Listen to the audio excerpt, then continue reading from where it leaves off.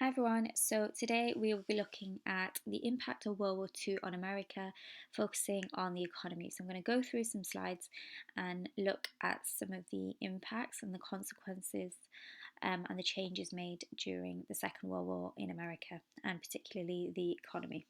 So the first one are jobs. So, as you'll know, during the 1930s, we have the Depression, and there's lots of measures put in place, like the New Deal and the alphabet agencies, to try and get jobs and employment up. Now, there were certain issues with these.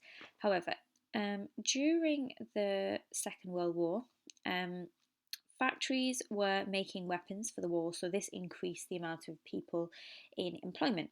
And unemployment actually fell from 9.5 million in 1939, before the war, to 670,000 in 1945. Now, given this is still quite a big number, but you can see the drastic change in unemployment just in 6 years' time.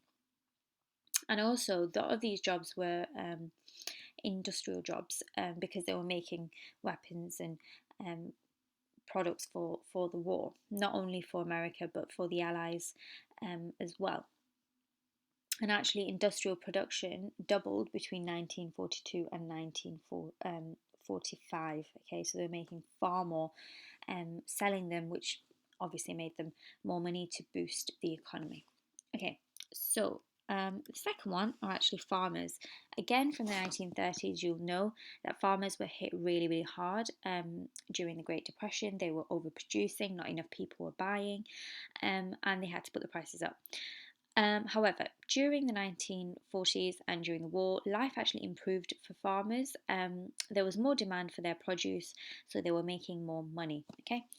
Number three, so we've got the Lend-Lease program. Now, so this was a policy that was actually introduced by Roosevelt. It did get some criticisms, but on the whole, what it was that America would produce weapons which would then be sold, rented and later sold to other nations that needed their support. So around 30 countries actually invested in this program, and including China, Britain, and the Soviet Union.